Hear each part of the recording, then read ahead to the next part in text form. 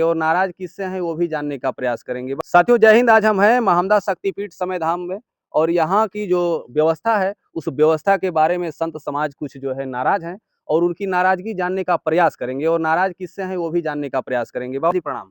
जी, कल्याण हो। शुभ नाम आपका क्या होगा? जी, श्री महंत नारायण मुनि। और आपको यहाँ पे समस्या क्या है? समस्या आप मानिए सर्वप्रथम तो मंदिर आने वाले श्रद्धालुओं की समस्याएँ तो है ही हैं, अच्छा। ना उनको ठीक से पानी की व्यवस्था मिल पा रही है। रात्रि काल में अगर कोई यहाँ आतिथ्य रहे तो इतना घनघोर अंधकार हो जाता है कि दूसरे दिन वो भाग जाता है, यहाँ कोई रुकने का नाम नहीं लेता है। मतलब लाइट की व्यवस्था नहीं है। जी, लाइट की भी व्यवस्था नहीं है, ना ही पानी की कोई व्यवस्था है। और ना किसी योजना आज तक जितनी भी योजनाएं गवर्नमेंट की आई इस स्थान में आप समझिए एक सोलर पैनल तक नहीं है ना? बताइए आप कितना बड़ा दुर्भाग्यशाली ये स्थान सुजातपुर ग्राम बरई बिलासा के अंतर्गत में है, जहाँ एक सोलर लाइट तक आज तक नहीं है मुहैया हुई। आप तो यहीं पे रहते हैं ना? जी, फिर आप कैसे रह पाते हैं आप बगैर दिए के बगैर उजाले के? 24 घंटे आप समझिए रात्रि होते ही तमाम प्रकार के मन में आशंकाएँ उत्पन्न होने लगती हैं। यहाँ तक कि आवास जहाँ हम रहते हैं वहाँ से लेकर के अगर हमारे माताजी का अखंड ज्योत पर कोई कीड़े-मकोड़ों के द्वारा आघात हुआ और वो शांत हो गई तो जल्दी क्षमता इच्छा नहीं होती है कि मैं जाकर के उसे पुनः प्रज्वलित कर सकूँ। रात्रि काल में इतनी भीषण परिस्थिति इस घनघोर जंगल में उत्पन्न हो जाती है। और मार्ग की जितनी बड़ी दुर्व्यवस्था है कि हमारे स्थान में आने वाले श्रद्धालुओं को तो है ही, हमारे क्षेत्र के जो मजदूर लोग हैं, जो नित्य सैकड़ों की संख्या में आते-जाते हैं, शहर का आना-जाना होता है, वो अपने रोज़ी-रोटी के लिए सुबह होते ही जाते हैं और उधर से वो इतनी जल्दी आने का प्रयास करते हैं कि कहीं ऐसा ना हो रात्रि हो जाए और मेरे साथ कोई दुर्घटना घटित हो जाए या मेरे साथ कोई एक्सीडेंट हो जाए या कहीं गिर जाएँ हम। मार्ग इतना गड्ढों से भरा हुआ, धूल से भरा हुआ, बरसात होते ही कीचड़ से भरा हुआ इतना दुर्गम मार्ग हो जाता है, जिसमें जाने की इच्छा तो छोड़िए आप साइकिल, मोटरसाइकिल ये सब तो जा ही नहीं सकती हैं। किसी प्रकार पैदल आवागमन के लिए व्यक्ति आता-जाता है। अगर कहीं किसी को स्वास्थ्य की आवश्यकता हो गई, हमारी माताओं-बहनों का कहीं स्वास्थ्य डिस्टर्ब हुआ, तो उनके लिए तो फिर समझिए 13 किलोमीटर घूम कर के तब मुख्यालय पहुँचेगा वो।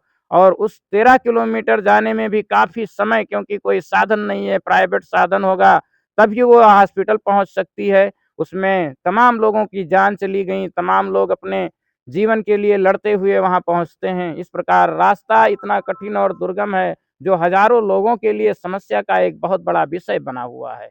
महाराज जी आप लोगों के यहाँ के जो सांसद हैं उनका क्या नाम है? आपको कुछ जानकारी होगी? जी, सांसद इस समय आनंद जी हैं, आनंद गौड़ और उसके पहले उनके पिताजी थे। अच्छा। कई बार वो भी सांसद रहे, इस बार अपने पुत्र जी को उन्होंने सांसद बनाया।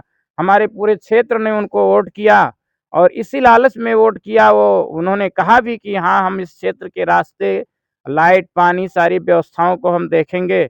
लेकिन वोट लेने के बाद फिर राजनेताओं का जो दुर्भाग्य है उनको वो ज्ञान नहीं है कि समाज ही है जिस कुर्सी पर उसने हमें बैठा दिया है, 5 वर्ष के बाद फिर उसी के पास हमें जाना है, उससे हमें पारदर्शिता बना के रखनी चाहिए, उससे जो हमने वादे किए हैं उसको पूरा करना चाहिए। मंदिर से रोड मात्र 900 मीटर की दूरी पर है, इस 900 मीटर के बीच में व्यक्ति के 900 दुर्दशा होती हैं यहाँ तक पहुँचने में, उसकी आँखों में, कान में, नाक में सब धूल भर जाती है, कीचड़ से लत-पत होकर के लोग मंदिर तक पहुँचते हैं किसी प्रकार।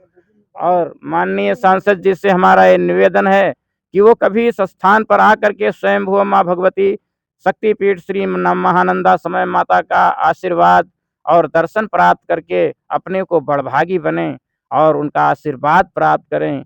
एक बार आने के बाद उनको स्वतः इस विषय में पता चल जाएगा कि मार्ग में आने वाले अतिरिक्त लोगों की क्या दुर्दशाएँ होती हैं और उनको किस व्यवस्था में लाना चाहिए।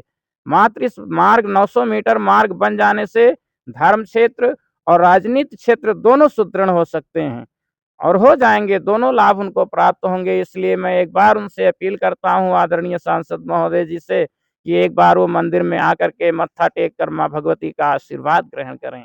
जय माता दी। जय माता दी।